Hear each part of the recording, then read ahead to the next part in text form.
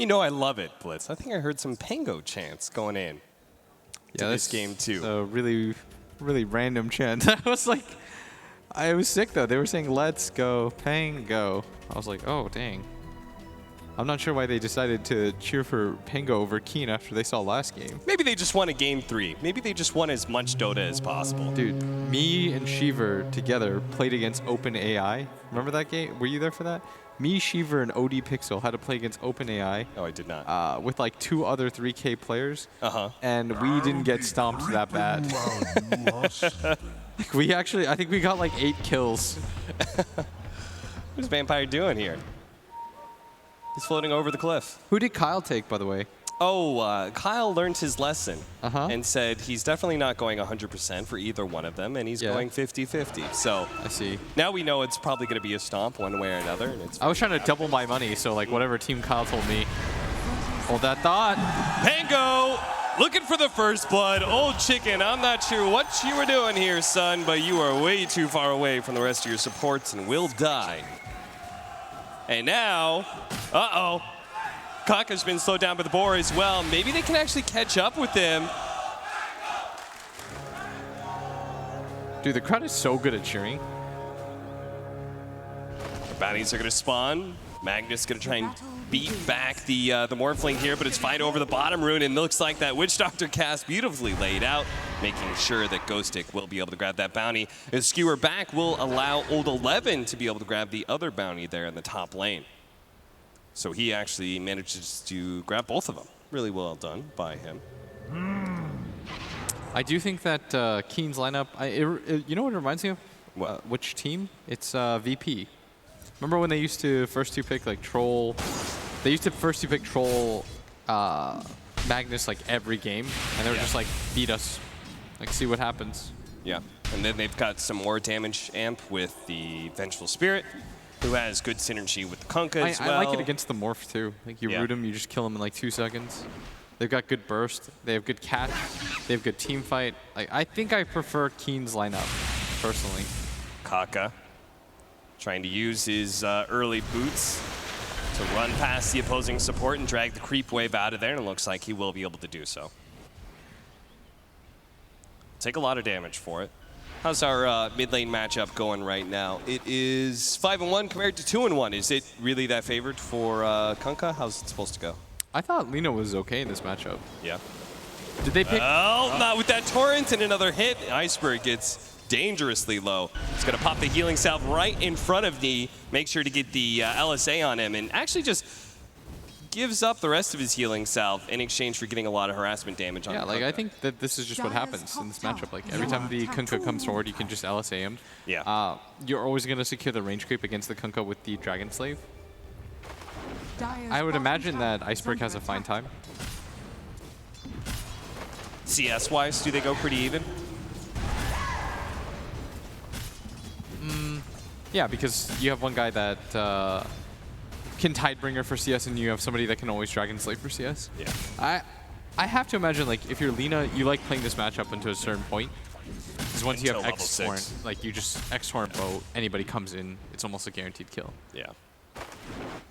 It also means you can't go the Rod of Atos build that we've seen from others. Yeah. Probably have to go Yules. And we're seeing, like, in the CS now, like, things are changing. Yeah. I was, like, kind of doubting myself because I was like, oh, he's actually kind of winning the lane. And then the thing that was supposed to happen happened. Yeah, not so much anymore. Iceberg, I mean, he knows exactly how much damage the Kunkka can do to him with the Tidebringer hits. So this doesn't mind getting low. What's really screwed Iceberg here is that he doesn't have a salve coming in. He came in with the mango. It does help that he didn't just get hit by that cleave right there, but like this matchup is going to largely come down to a regen battle as mid. Until the wraparound comes from Kaka. They try to go for the turret. That was going to miss. Whoa, dear. I mean, they don't have telekinesis. Iceberg is actually going to turn and fight with the Faithful. He's limiting his damage here. Kaka gives up on trying to go for that kill. I kind of feel like he would have won that fight. Yeah, with the Faithful. I'm pretty certain he wins that fight. You click that Lina, you see that he doesn't have the mana for any with spells. with the illusion too. Yeah. With the illusion too. The illusion was dealing 10 damage. Kaka man down. Yeah, you could have had 3 more hits. I think that was a kill. I'm going to watch the replay of that like in the stream. But I have to imagine. Also, if they just waited for half a second, but it doesn't really matter. Gotta look past that now, Cap. The crazy part is that Iceberg had a ward and saw the Rubik coming the entire time.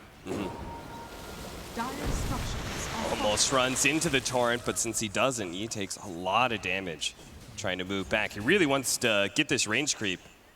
And you could see, I mean, you just kind of have to come forward, and then every single time Iceberg knows he can punish you at that time. Good stacking here from Kaka. Gonna try and go for the double stack. Only gets the hard camp, but that's the important one. Yeah, I just saw the replay. I'm certain it's bottom lane. Vampire. On. They do have the boards that are going to come in and slow down Old Chicken, so they can't keep going for the kill. Vampire barely lives. There's too many Eidolons out right now. I think he's not willing to commit for that. That's the right idea. Is Slayer gonna throw out the cask? It doesn't get the bounce back, but Old 11 trying to drag the creep wave. Now it's going to be Kaka who grabs it, and 11 will just TP all the way back to base, knowing that his support is going to pull the wave around. He's got plenty of time to get back into lane. It's pretty rare that offlaners want to go all the way back to base like that, especially right as the shrine's coming up, but it's different when you've got a support homie to hook you up with the pulls. Our Beastmaster's doing really well for himself, 21-4 compared to the, well, dead even with the Troll right now. And he also has an Enigma who's joining him in lane, who's also getting some denies and getting some CS of his own. Enigma's 15-6. Large of that is probably neutrals, but Radiant's top tower is under attack. Going to show the success of Pango in both this mid and bottom lane. And Morphling is free farming as well, so you could even say the top is doing fine. Yeah, much better laning phase. And I think it's because they're not saying to themselves like, oh guys, this game's won. Like, Free game. Free game, let's go to game 2. This time around, I think they're taking it a little bit more seriously, as evidenced by their fast movement to getting first blood and just the CS advantage that they have built up. Like, Galena right now is dominating mid, 32-14 at 5 minutes. I did really like the way that Pango looked after that game.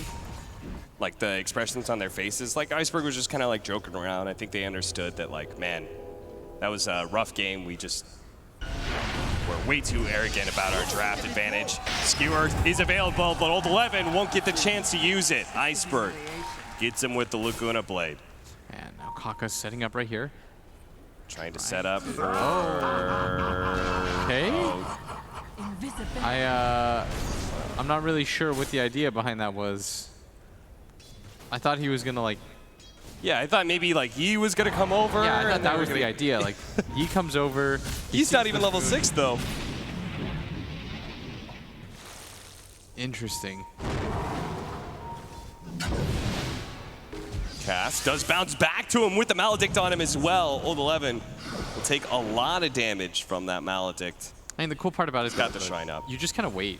Yeah. And your lineup will come online because of the nature of your lineup. You have a hero that will benefit in the Troll. Like, he's just going to outfarm. You're giving him a free Battle Fury. Magnus right now, especially with the way like people skill and stuff and the way that people play him, he's no longer like an RP-based hero. He's pretty much just will land the big one. 0-2, Pango on top of that kill have a CS lead as well, which is netting them 3,000 net worth lead over Keen Gaming already. This Beastmaster Enigma lane has been looking so good. Even though we haven't shown it a whole lot, it's not really a kill lane by any means, but it is a lane that is able to farm super well. As long as we don't feed away some Eidolons, that is a big mistake from Vampire. Old Chicken comes in, that's pretty much a creep wave for him. Dire's middle tower is under attack.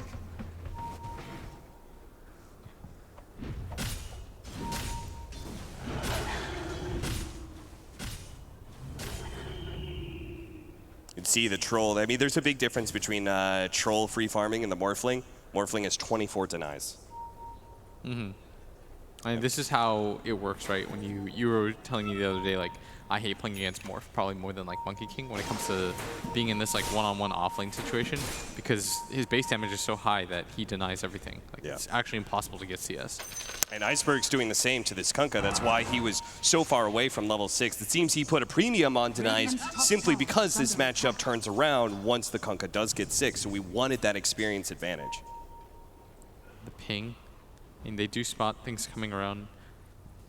Just much better game from Pango. Like they've slowed things down a little bit as mid lane. Catch him. They're going to be able to get the Maledict on him with all this damage from the Lina. The Kunkka is very dead. I don't even know why that Fairy Fire went out. You dead, my friend. The supports come in, can't save, and that means there's no supports to help out this troll. They force the rotations and then immediately go for Old Chicken. The TP is going to come in now from the Rubik, but Telekinesis is actually going to be enough to be able to save Old Chicken here. They still have the Centaur, and actually looks like they're just going to run down Kaka instead. They say it's an easier kill, especially with the Troll having his ultimate available. Technically, Troll didn't have mana after he threw the Whirling Axes, but... Damn, that is such a fast hum of Dom. Oh, that crowd! Hear the chants. Is under attack. Giving hype for Pango here, 0-4 now. And the first tower about to fall to the favor of Pango as well. Yi has made his rotation over and does manage to kill the Helmet Dominator creep here. Has Maledict on him, but he already put the axe out on Slayer. That should be a freebie kill, but Iceberg still thinks they can fight this one. They're going to try and blow up the Troll as quick as possible, but he's interrupted by the Magic Missile of Dark, and so Dark is going to take the aggro of Pango instead. But a beautiful Torrent lands onto 2. Dark unable to get far enough away, though, even with the save from Keen. Pango come right back in, get those 2 supports, and manage to snag the tower away from the attempted deny of Old Chicken. I love how animated Iceberg gets when he's feeling himself in these engagements. And they might even pick up... all right, let's... 4 Let bounty me just rooms? say, like, Keen, the weakest part of their game, in the 2 games I've seen them, it's really the bounty game. Yeah. It's not great. They do not make plans around these bounties. Like the only time they were winning and they were losing out on bounty runes still. At like that 15-minute one I remember. I mean, look at the goal difference from just the bounty runes alone. Yeah. Like, that's actually pretty significant at this point. So right now, I mean, things have just completely flipped as Pango are just completely rolling right now as they're going to march everybody in. Ghost Stick's here too. Iceberg doesn't get hit by the Torrent. There's going to be a Magic Missile here. The boat's going to come out as well, but Iceberg is not going to be hit by that. The roar from the side prevents the rest of Keen Gaming from marching forward. And Iceberg, now that so many abilities have been used, he comes back with confidence. Immediately starts pushing the wave. They have this Siege Wagon still alive. The Boar is tanking up the tower. They've got Eidolons too. When Keen Gaming has to leave their tower, it falls so fast with just all this stuff that Pango has on the ground. I feel like you can just keep going. They're in such a good position right now. You want to put pressure on these Troll Magnus lineups. Like, you don't. The worst thing in the world is just to allow this Troll Magnus to hit creeps, get ahead. You come back through like the passive Battle Fury, right? But by being able to take this mid tier 2 early on, Iceberg, did he come really far forward? He stops a Magic Missile though. Turns around, gets the LSA, and they can't focus him down instead. Iceberg's the one to get the kill. Now he almost finds another one. The LSA barely missing on Kaka, which would have been a guaranteed kill. I'm pretty sure you can just back and go for Roshan right now with your Morphling. Yeah. It's the micro on the Siege Wagon. This is rough right now. This is looking like the exact opposite of the previous game. They're already up to 8,000 gold at 12 minutes. They're just going to march down all the towers, it seems like. Morphling, one of the best heroes at going for the Roshan too. Just with the Morbid Mask. Yeah. You pump everything into Agi. You allow the Helm of Dom creep to tank his Iceberg. Waiting in the wings, has a haste rune, as well as his Yule stuff. And he's got a Yule's. Old Chicken. He wants this kill, and he will be able to find him. Dark does not have the swap to be able to save the Troll, so he's just going to try and come forward and Magic Missile, but Iceberg still going to try and run down Old Chicken up into the high ground. He's trying to get it low enough to get just a quick Laguna Blade kill, but he's got to be careful. He's using that haste rune to be able to kite around. Old 11 trying to skewer and get that RP. Now the haste fades away. Old Chicken is going to be fine. The Telekinesis not going to be able to freeze it. Old 11 misses the RP on that Enigma too. He thought he was going to go up to the high ground. Even the marker of the Telekinesis looked like it was going to make it over there. But Keen Gaming are fooled entirely, and now the Pango are going to use that space to be able to get Roshan. Yes, this is exactly what we wanted to see. You've got a Morphling on your team, just pump it all into Agi, allow somebody to tank. Beastmaster's so good at doing so, and they're getting just so much real estate on the map. The RP was, I mean, that was a whiff and a half. I mean, one of the big things about Pango's lineup is that there's so many cores here that if they have a strong laning phase, the game becomes really dark. When Beastmaster has a strong laning phase and is able to get up that farm, when Enigma has that kind of laning phase where he starts getting his team fight items, like there's so much value in your 4 position, being able to get items like Guardian Greaves and Blink and stuff for you. Did the Centaur just stun Ghost Stick? Old 11. He'll get picked off. That is so unfortunate. Not that I think it's mattering right now. It's Iceberg with a 2-man on the high ground. The swap back saving Kaka. Yi, he's going to go for the full combo onto Iceberg. No, he doesn't have the Yule Scepter, but he only really goes down to half HP, and that's not enough for Keen Gaming to commit. That Hawk is what spotted all of that. Even in a game where Kyle predicted a 50-50, he's wrong. This game is an absolute stomp so far. My boy just can't win right now. Curse of Kyle is real. Yeah, I mean, Pango, they would have to mess up real hard to give up this kind of lead. Because you can put so much pressure on this Magnus troll-based lineup. Like, they don't really have that much teamfighter damage at this point. They need another, what, like 20 minutes before their troll and power gets online? Iceberg gonna lift up Yi. Doesn't have the ghost ship either. They've got some golem stuns, they've got a centaur stun, a Malefice that can follow this up. The swap back is there. The Maledict may still tank him out here. He's got the boat. He's going to use it on himself to try and stay alive here. That last tick of the Maledict is still going to kill him, though. Old Chicken can't even go for a support in Slayer, the hard 5 position. He's too scared of him, as he should be, because Iceberg was not so far away. Look at this. Ghostic and this Morphling, they're just pushing into high ground fearlessly. This is what I was talking about. When you have good laning phases for these heroes, they can just play so aggressively into you. The Roar's gonna go down. Vampire's coming in. They can throw out a bunch of stuns. They're gonna be swap back there. That'll give Old Chicken the space to get a little bit farther back until he gets Black Hole right on the edge. Vampire grabs him. Kaka will be able to steal Black Hole. That is a big steal, especially given the losses that Keen Gaming is experiencing right now, the potential of a high ground push. Look at that.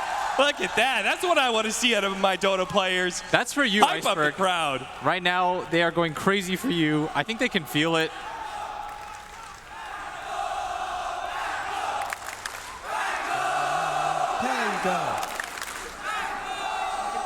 He feels it. He feels it.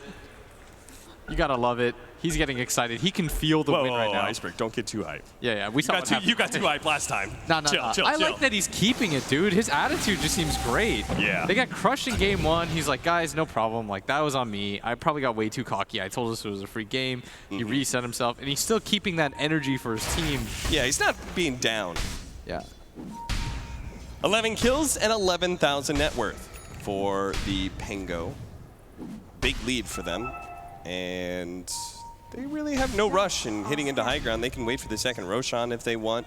They've taken every single outer tower. And Iceberg has found another one. Just wandering around in his woods. He stumbled onto a wild Magnus. The blink, he tried to get in front of him there. He wouldn't have had a stun anyway in time. A cutesy little play. A straight up Scotty for this Morphling. All right, save the chance, guys. Don't worry. Let them get the tier 3, and then we can bring it back. Just Wait the for tier the big 3. team fight. Yeah, just the Save tier your 3. voices. It's like yesterday when I saw somebody from Signify get a deny under a tower, and Yeah, everyone they're was like, chanting. yeah! I was like, come on, guys. Gotta deny, baby. Sick crowd, though. Iceberg. He's gonna hunt you down. He's gonna make you pay for taking that ward away. Gets hit by the boat. Gets hit by the magic missile as well. Obviously, the Vengeful Spirit is still very dead. And Keen, I mean, those sort of situations are just so sad because you know Keen can't fight back. They just got to take it. And they're just pushing in all the lanes. They do have Black Hole, right? They still have Black Hole? I can't imagine the Rubik gave that up for free. Well, I think it's actually may have run out of time soon. He's got like halftime around it. Yeah, It's still he pretty does. good. But I have to imagine like they want to make some use of that, as Slayer just going to be a second too late. And this Troll's just getting choked out right now. He just has no farm. He can't really do that thing where you just hit up the Ancients once you have a power, because he's just being given no space. Yeah.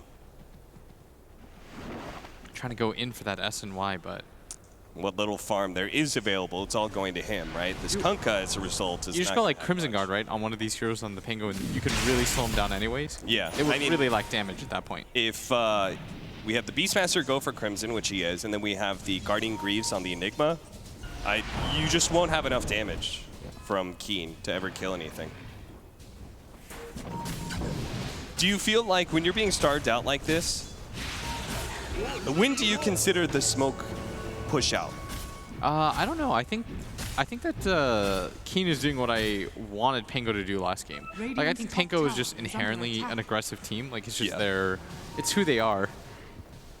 But I love you, Kyle. I don't know why you're hating on me. I was backing you up. I said, don't do my boy like this. Keen will come back into this game, and Dire's then you'll look bottom real tower good. is under attack.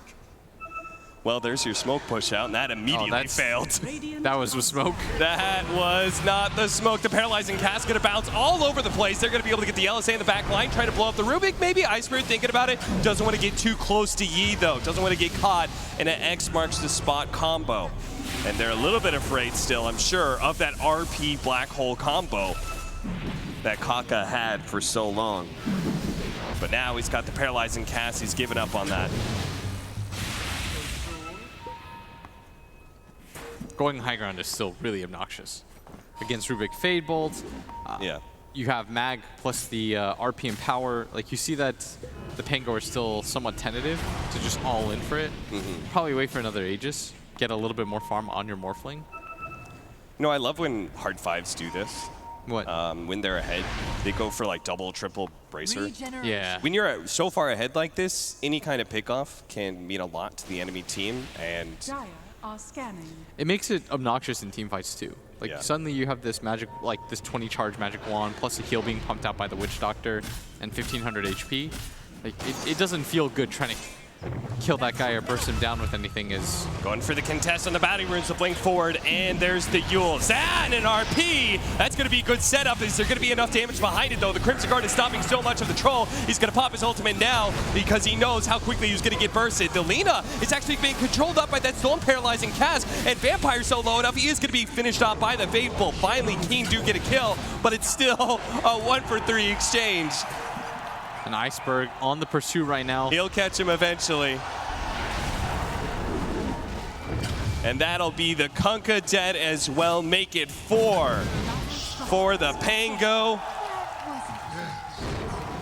Magnus gonna run over, check out, see if the Roshan's available. Fortunately for Keen, it is not up yet. Just what the doctor. We'll see how lopsided the bets are, sure enough. Money to burn. That's Yo, Kyle, that's a value bet for you right now, that's right? a value It's a bet. 50-50 game, right? 12 to I love you, Kyle. almost 13 to 1.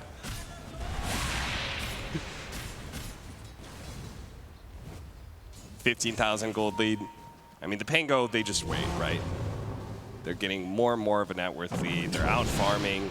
They're getting their big team fight items. They now have the Scotty for the Morph if they can get Aegis and Cheese. People want 3 more kills on Pango. One meme dream has died, but the other stays alive. You saw, like, that wasn't even that bad of an RP.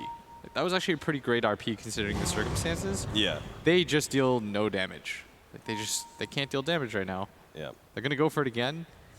This time without the RP. Let's see how this works for you.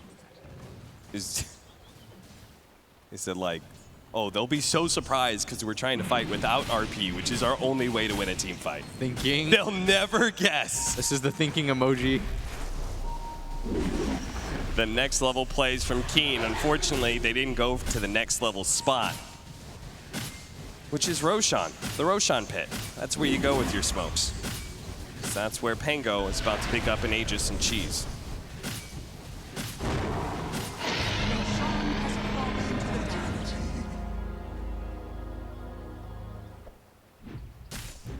All right, well, I guess we still have the ultimate combo of RP, Torrent, Boat, Into Rubik's Soul Black Hole, or Rubik's Roar, Soul Black Hole, or LSA, yeah. and then he gets that. I like how I listed that beautiful combination, and I still felt like, will they have enough damage to kill everyone, though? It'll be close is the crazy part. If they like 5-man RP with the Empower hitting them into Torrent Boat, there's a pretty good chance.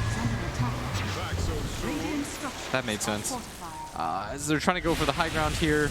They do have a way to be able to get people out of position. They've got this Venge Swap telekinesis. They've got the X marks the spot as well. But unfortunately, it's just a Morphling putting himself in the front lines right now. No one else is getting out of position on the side of Pango. It's just this Aegis hero. So they're just going to have to poke and poke and poke at him until they can commit, take that Aegis for free. And then we can have the real team fight. The RP going to go down. They're actually going to be able to pull back the Lina, quickly kill him. Pango, see you later. They don't even try and bail out that Lina. They got to go on the run right now. Is probably don't want to fight 4-on-5, but Keen without vision. They actually do have a ward on that high ground area. Maybe they're still just afraid of the Aegis. This old chicken pressed up. He has his BKB available. It looks like they want to make a move on him. He gets the BKB off in time. Iceberg goes to the buyback. Whoa. The creep actually gets killed, and now he can't fight into this. They stole Roar. Can they kill the Morphling twice here? They've locked him down. They've got him in sand. They pull him back with the X into the boat. They need a little bit more stuns here. He turns around and stuns up that Troll. Now Vampire getting on top of it with the Midnight Pulse, and that's why the Troll goes for his ultimate. Iceberg is finally here, though. Even if he couldn't TP in, he just runs across the map to help his team bring down Old Chicken. Old Chicken does not have the buyback. And now without the RP, they can just go for this again. It looks like they wanted to try to take advantage of the fact that they still had the Aegis on the Morph. Gotta go for a big skewer play or something here. Old 11 doesn't find it. And instead, they're going to go on him as they get the Yules. BKB activated by Yi. He's going to be able to grab Iceberg. This was a buyback from him. If they can actually finish him off, it would be okay. But instead, they're just going to lose a lane of racks for no exchange. Yeah, and possibly two here. They're going to go mid for this. They do take towers quite quickly with the Beastmaster aura and all their range. Radiant's middle tower has fallen. I mean, the Morphling just keeps on life-stealing so much. They haven't been able to just get that free pick-off and take away the Aegis. The stun out onto Lina. They're going to commit with the boat, trying to go for these supports. The Skewer back, the Troll, trying to chase down these heroes. Now that they're up on the high ground, the Black Hole's going to go down, controlling up that Troll, allowing Ghostic to live. They get the Primal Roar out to be able to keep that Troll controlled long enough for the Morphling to finish him off with that waveform. Back into agility form, focusing on the racks. They know that, hey, if he didn't have buyback last time, he's not going to have it this time. 30 seconds is what they've got to work with here. Nice blink back Yules from Iceberg to reset his positioning. The Morphling still has another minute and a half for that Aegis. Black Hole from Kaka trying to get the control. He's pulling the Lina in. Is there any follow-up, though? They didn't have the blink skewer available, I guess. And instead, somehow, it's a Vengeful Spirit that dies. Just don't have the damage right now. It wasn't easy with your Troll. Doesn't get easier without him as they're going to go for these Megas. Radiant's bottom tower has fallen. Troll is finally up in just 1 second time, but now there's no Vengeful Spirit, and that extra, the Vengeance Aura, the minus armor that comes out from the Wave of Terror, those are critical. Pull back in with the Skewer. They're going to be able to grab that Morphling, hit him with the X. They're going to try and keep him in place as long as possible because that Aegis, well, it's not actually that close to fading away. Still needs another 50 seconds. That's going to be your Megas. Old Chicken tries to come in, tries to put the whirling axes to make people miss, but it's too late. Pango have gotten the Megas and will back out. They don't care who gets picked off at this point in time as long as most of their cores, their Morphling and their Lina, get away. And you see how chill Iceberg looks right after they took the racks. You could almost see him say to his team, like, relax, guys, this is done. Just chill as the RP. I mean, they're trying to get whatever they can at this point. Look how long it takes just to kill the solo isolated Enigma. Yeah, he's got like no damage. They almost lost one of the tier 4s at that point, and that was just a super creeps. They're going to call it here. Now you guys can do it. The Pango cheers boost the team to victory here. Get the game 2 win, and we will see a game 3 between Keen and Pango.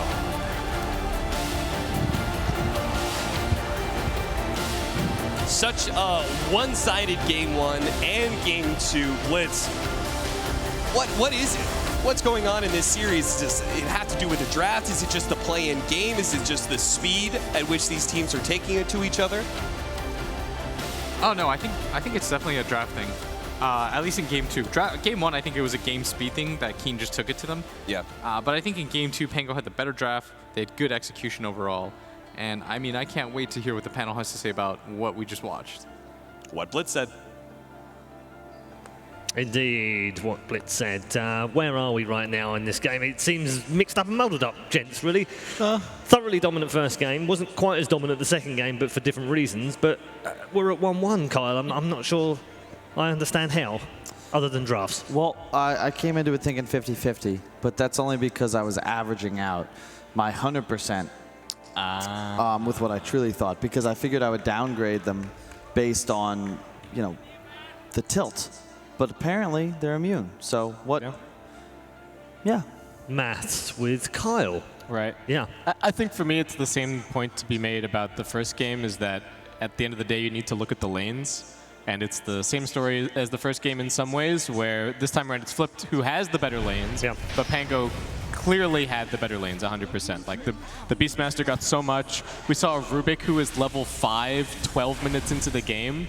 Like they were defending tier 2, tier 3, and Rubik still didn't have spell steal. And we pointed that out as a problem that could happen for Keen. They pick these greedy range supports, and they get punished for it. Yep, and it's fine when you pick cores to complement, like Doom, like Jug, that you can find kills very easy with the laning phase. It activates But these Mag kill stun Rubik? supports. Yeah, Mag Rubik, even Venge with a... I think Venge Troll is okay, but It's okay, but against Enigma Beastmaster, you can't actually play aggressive. You're going to get out-leveled. Yeah. And more importantly, you never really come online to be able to push buildings. So it feels like outside of the laning phase point you just made, whichever team is able to play faster in the early to mid game, they're just going to end up winning because no one's really confident stalling the game. These teams want to fight. So there's no such thing as somebody trying to rat around the map and buy time. I mean, that plays to Pango's strengths and styles, doesn't it? The fact that they, you know, if Keen want to fight and they want to fight, that's cool by them, isn't it? yeah, in any situation other than that first game, right, where they just lost the lane no, so badly. we don't talk about game one. And we still saw that their style was very much in that first game. They still wanted to fight. I think it was the wrong idea to try and fight, but you can see as a team they're very much always wanting to take the front foot, be the one making the aggression, making the plays happen. If nothing else, Kyle, this is a team with fight in them. They've done this twice already in this tournament. Lost the first game, come back and won in a best of 3. This could be the 3rd in a row. It could, and I think that shows a lot of promise for this new team. Well, not super new, I suppose, but They made some changes relatively Two changes in the team overall, 3 from the original. So this kind of mental fortitude is necessary if you're actually going to do what most teams want, which is a run at TI. Most players have the feeling that every TI comes down to like 2 or 3 teams playing well and everybody else playing worse than usual. Yep. And it requires the tenacity to come back from record-breaking defeats and immediately just get back on the horse. You can see Iceberg commentators were discussing it as well. Very energetic, happy, which is good because he really did not play well in that first game. no, I mean I was going to ask you both for your differing views from differing viewpoints. Is it Kyle from inside the team, yourself from outside the team? What is it like having a guy like that around? Is it distracting sometimes when he's in the team? Do you like someone to be charismatic, maybe take some of the focus away? Because that's what you used to do for the team, wasn't it? Maybe not in the same charismatic way as him running out and jumping up and down. But you were the deflector for the team. You took all of the stuff, the media, the interviews, and everything else, because then it allowed the other guys to concentrate. Yeah, is that what Iceberg's doing here? I don't know. I mean, hopefully it doesn't end up for him like it did for me, where he just kind of deflects himself right off the team. But in theory, yeah, you want somebody that can be the energy guy, that can sort of soak up the more difficult mental aspects of being a player, so that everybody else can just focus on the dotes. Yeah. I think there's nothing scarier in a game of Dota than if your entire team just stops talking. If as soon as communication goes to 0, the mood just dies instantly. You're just like, what are we doing? We don't have a clear game plan. We're not a team anymore. And having somebody who's always willing to, like, whether it's crack a joke or just say something, having a really high energy player on the team is awesome because it can always kind of bring you back a little. All right. Well, we've got a high energy player on our team, actually. He's waiting for us right now to bring you another breakdown on the weatherboard.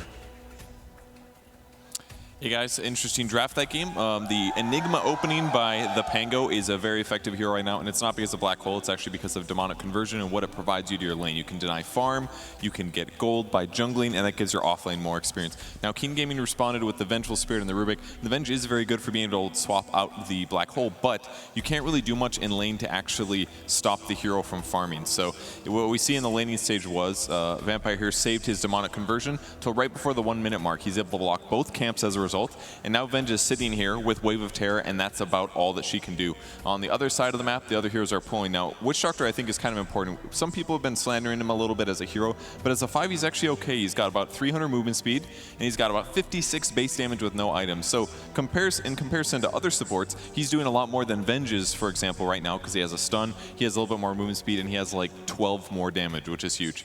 Then Enigma shifts back, grabs a range creep, goes over and begins jungling, which is just going to push the lane back towards Troll Warlord, or sorry, against the Beastmaster, and give him more golden experience. So basically just the lanes are going better. 7 minutes in, we're looking at a 2k gold advantage here, which is pretty huge considering they're doing the same kind of thing, denying the pulling, making sure that they can say, hey, we got Venge at level 3, and in a second here, we're going to see Rubik in the mid lane. He's only level 2 here, almost 7 minutes in the game. Iceberg doing standard Iceberg stuff, very good Lina player, obviously. And then later on, about the 9 minute mark, 4 heroes on Pango rotate bottom. They attempt to gank. It doesn't work out against the troll, but they kill the Vengeful Spirit, and they end up taking the tower. And as a result, they're really well positioned. The one hero that's not here is Morphling, but what was pretty cool is that they were able to turn this into a massive amount of bounty runes. Oops, sorry, wrong tool. Take a look at the map here.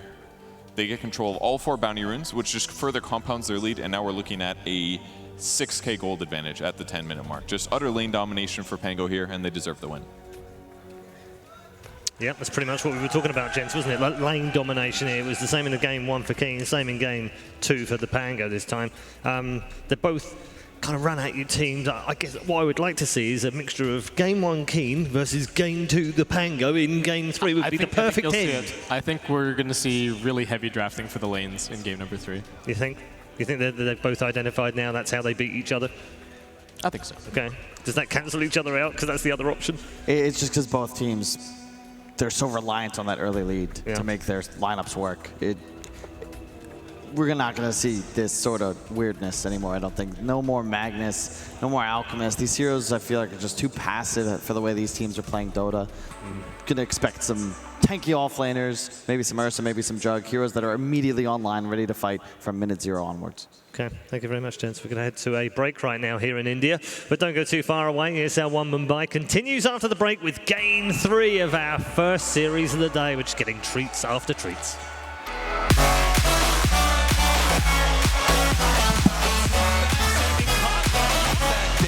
Give Old Chicken a space to get a little bit back.